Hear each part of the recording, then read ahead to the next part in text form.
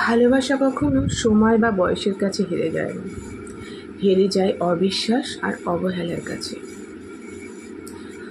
আমরা যাকে যতটা ভালোবাসবো সেটা যদি মন থেকে হয়, দুনিয়াতে কারোর ক্ষমতা নেই সেই ভালোবাসাটা থেকে সরে আসতে।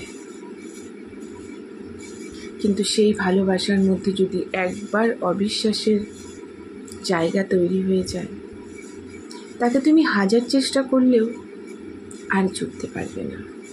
তাই সবসময় ভালোবাসা বিশ্বাস দিয়ে তৈরি করো।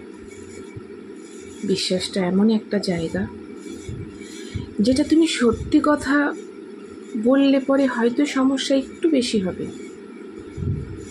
কিন্তু মিথ্যে কথাতে জায়গাটা নষ্ট হয়ে যাবে। তাই ভালোবাসা কখনো মিথ্যে দিয়ে তৈরি করো না।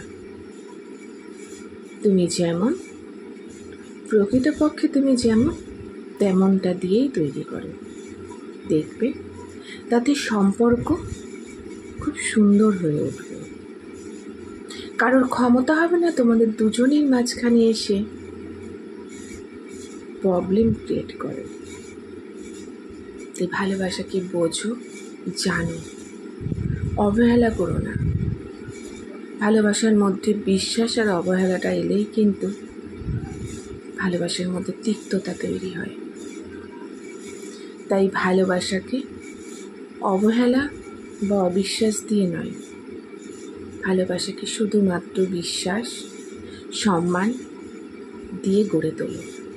তাহলে দেখবে ভালোবাসাটা পরিপূর্ণতা পাবে এত সুন্দর